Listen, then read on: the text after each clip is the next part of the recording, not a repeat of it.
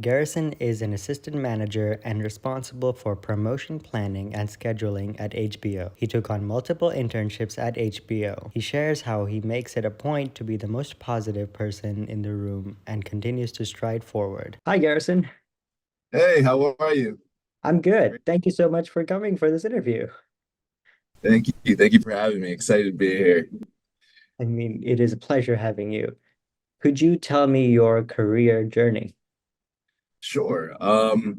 So when I was at Rutgers, I was able to clinch an internship in 2017.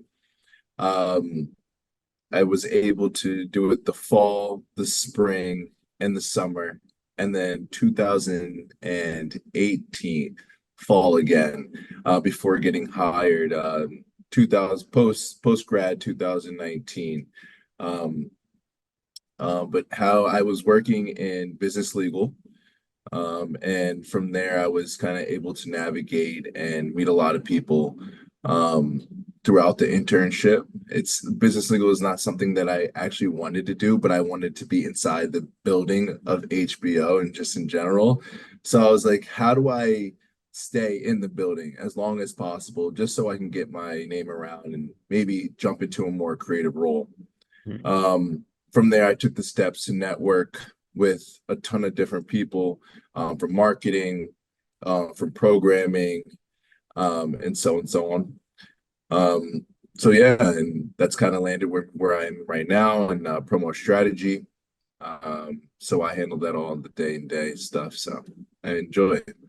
That's really cool. I mean, being as long as you want in the HBO building and making sure that you have your name and everyone knows you, making Yeah. it a home away from home. Yeah, I know it was tough going back and forth from Rutgers. I was in 3 days a week um, during the school year, and Hmm. then I was full time during the summer for the 3 months. So um, the hour commute was well worth it. All in all, I was able to clinch that full time position once I graduated. So you did four internships.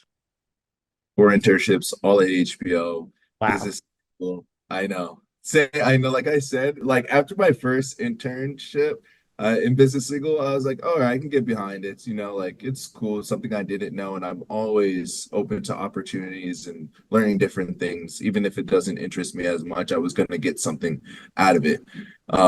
So I didn't mind staying there for 4 semesters, also because I was able to network with some of the top uh, marketers in the world. I mean, I think when you think about HBO, I mean, is it not like an A-lister brand, you know? Yeah. So it was all knowledge for me. Wow.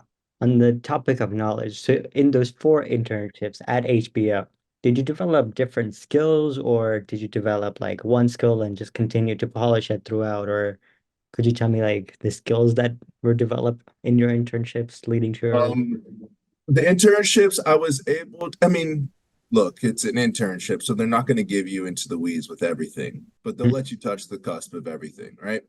So I was able to create relationships with the agents. I was dealing closely with a lot of narrators and their agents, just getting clearance on certain things. I was able to touch on Hard Knocks and getting the fans clearance. I was doing small contract agreements. Um, but what I took away from the skill set, it was just honestly networking. There was a ton of different initiatives that was going on at the time. We Hmm. also have BRGs that I'm actually a co-chair of now, but when I was an intern, I was able to kind of see what the culture was at HBO and could kind of get behind that. It's very coffee oriented. Hey, you want to grab a coffee? Let's just talk about certain things. And, as a student, I just wanted to have more face time with the people that I wanted to work with. Right now, I've learned an array of skills being what I do now in the promo strategy world of everything. I create and manage our dashboards, which includes our ad light and specifying our acquired series on SFOD as creating workbooks in Looker and Tableau, which is just a data analytical tool that we use. I also develop all our promotional strategies, and I strategically place content that complements our titles. And additionally, I explore methods that enhance our reach, leveraging our targeting capabilities to improve our conversion. Wow. So you spoke about strategy on promotional strategy. Does that mean Mhm. promotional material on social media and then TV media, broadcast That media?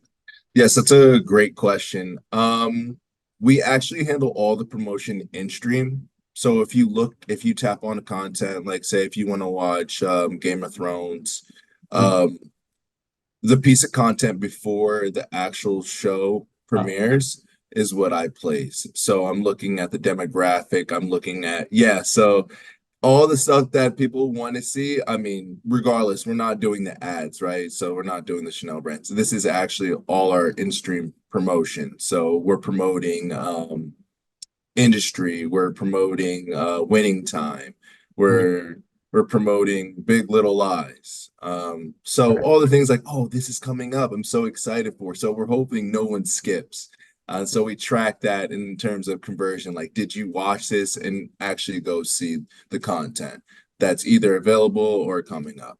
Wow, that is pretty cool because I mean, I was watching something on HBO the other day. I don't remember what I was watching, but I was like, I was thinking about this too, like who places this and like, I mean, it's pretty cool to interview someone who, Yeah. When I was like first coming to the meetings, I was like, oh my God, I'm sitting with the people who are actually planning this out. It's not like an algorithm per se, you know. We're starting to do like targeting that kind of specifies an audience and stuff like that, but that's coming up. We'll see what happens. Certain things start to move a little slower, especially when you're dealing on a big scale with us. So right. um, once we get that, we're going to be able to pinpoint targeting and conversions will be higher. Right. I mean, I find it pretty cool that it's not an algorithm that is suggesting me content anymore. It's Mhm.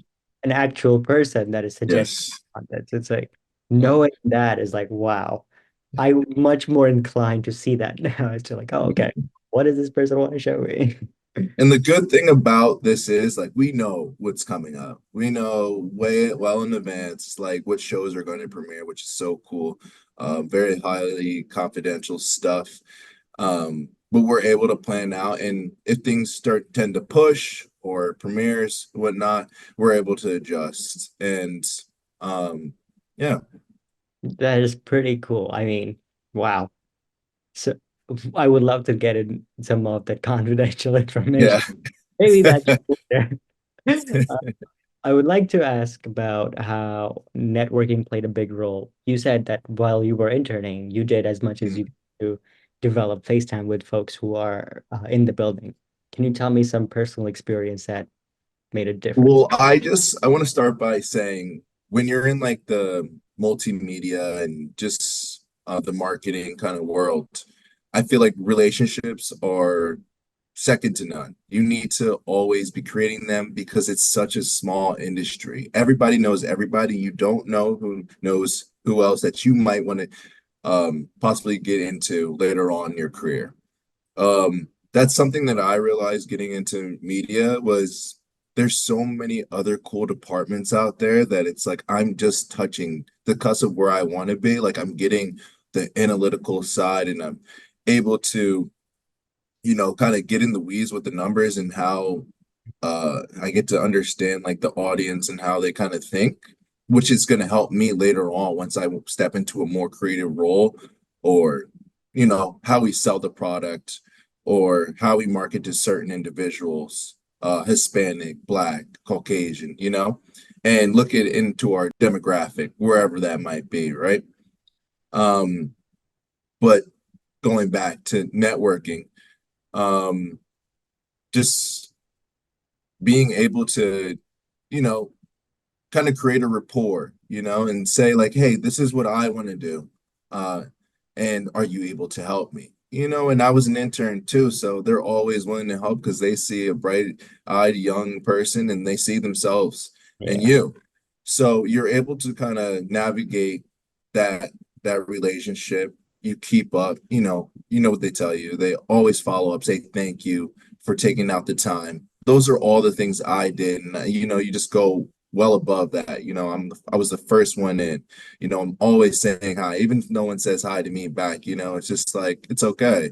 It's Yeah, noted. But I always want to be a pleasure being in the office, and that's kind of what carried me.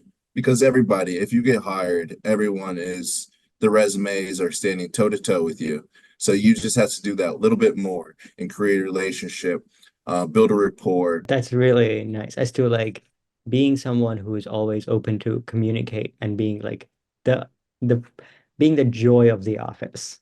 Mhm. So that sums up my questions. Thank you so much for coming for this interview. It really means a lot. Of course.